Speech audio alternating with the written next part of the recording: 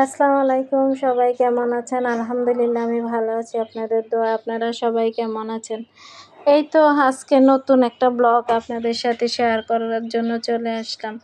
আপনারা সবাই আমার ব্লগগুলো অনেক ভালো রেসপন্স করেন, সেই জন্য আপনাদের সাথে নিয়ে আসলাম। আজকে আপনাদের সাথে শেয়ার করব, আমার আম্মা সবসময় এইভাবে রান্না করতেন। আমিও ঠিক আম্মার কপি। আসলে মায়ের হাতের রান্না আর আমাদের হাতের রান্না তো একটু ডিফারেন্ট হবেই, কারণ আমার মায়ের রান্না অনেক ভালো। আমার মায়ের রান্না যে একবার খেয়েছে বারবার খেতে চায়। তো একটু সাধারণভাবে আমার আম্মার রান্নার দেখে একটু চেষ্টা করেছি। আলহামদুলিল্লাহ সবাই ভালো বলে। আপনাদের কাছে কেমন লাগে অবশ্যই জানাবেন। খাওয়াতে তো পারবো না, ইনশাল্লাহ একদিন দাওয়াত দিয়ে সবাইকে খাওয়াই দিব। এই তো আমি যেভাবে রান্না করি, এখানে একটা পেস্ট দিয়েছি, সেটা হলো কাঁচামরিচ দিয়ে আমি একটা পেস্ট করি। সেটা হলো কাঁচামরিচ এবং পেঁয়াজ দিয়ে একটা পেস্ট করি, সেটা দিয়ে দেই তেলের মধ্যে। দিয়ে আমি সবগুলো পেস্ট একবারে ভেজে নেই, ভেজে তারপরে মুরগিটা দিই। এখানে আমি কিন্তু ব্রয়লার মুরগি অনেকে রান্না করতে গেলে অনেকে খারাপ হয়ে যায়, রান্নাটা তেমন একটা ভালো হয় না, মজা হয় না। তাই আমি আপনাদের সাথে শেয়ার করলাম যে এই ব্রয়লার মুরগিটা কিভাবে রান্না করতে হয়।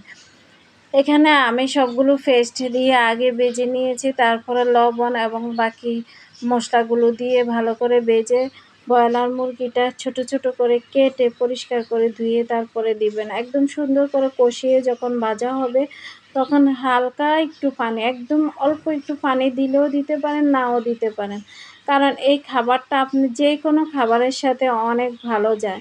যেমন আপনি পোলাওর সাথেও খেতে পারবেন, গরম ভাতের সাথেও খেতে পারবেন, বা আপনি রুটির সাথেও খেতে পারবেন। এই তো দেখেন একদম আমি ছোট ছোট করে কেটেছি, কেটে একদম পরিষ্কার করে তারপরে দিয়েছি। যেহেতু আমরা এখন রুটি দিয়ে খাবো এটা, সেই জন্য আমি এটা এভাবে রান্না করেছি। আপনাদের সাথেও শেয়ার করে দিলাম যে আমি কিভাবে রান্না করি।